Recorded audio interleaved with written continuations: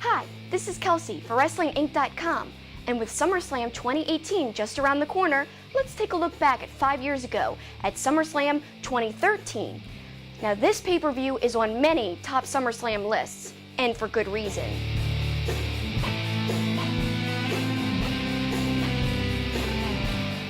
Not a prominent part of the show by any means, but upon rewatching, the Kane and Bray Wyatt match was way better than I originally thought.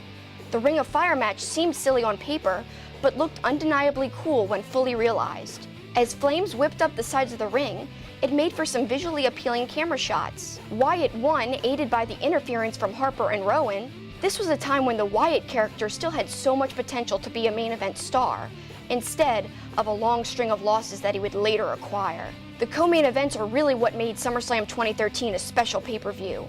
Not only were the matches spectacular, but also had intriguing stories woven in. Arguably, this is something that is missing in the build to this year's show. As much as things have changed in WWE in 5 years, they have also remained the same.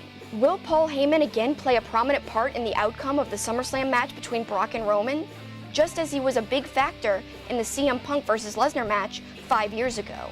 This matchup between Punk and Lesnar is in my personal top 10 matches list. It's one of my favorites. It has great storytelling, a great video package leading into it, Paul Heyman's awesome facial expressions. The impressive in-ring sequences were all tremendous.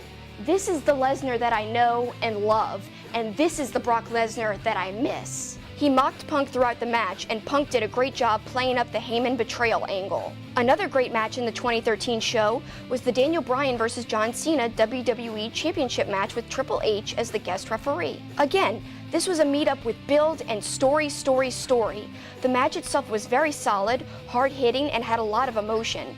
The crowd was fully invested in Bryan, and when he finally won, everyone erupted. The pay-per-view ended with an interesting and memorable swerve, as Randy Orton teased the cash-in of his Money in the Bank briefcase.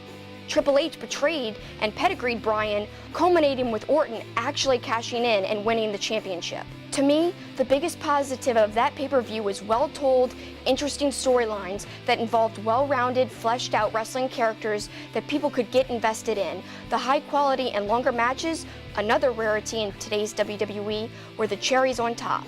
How will fans remember this year's SummerSlam? What will be said about it in 5 or 10 years' time? Tell us your thoughts about this upcoming pay-per-view, as well as the 2013 SummerSlam in the comments below, or find us on social media at WrestlingINC. And be sure to stay tuned to WrestlingINC.com for more.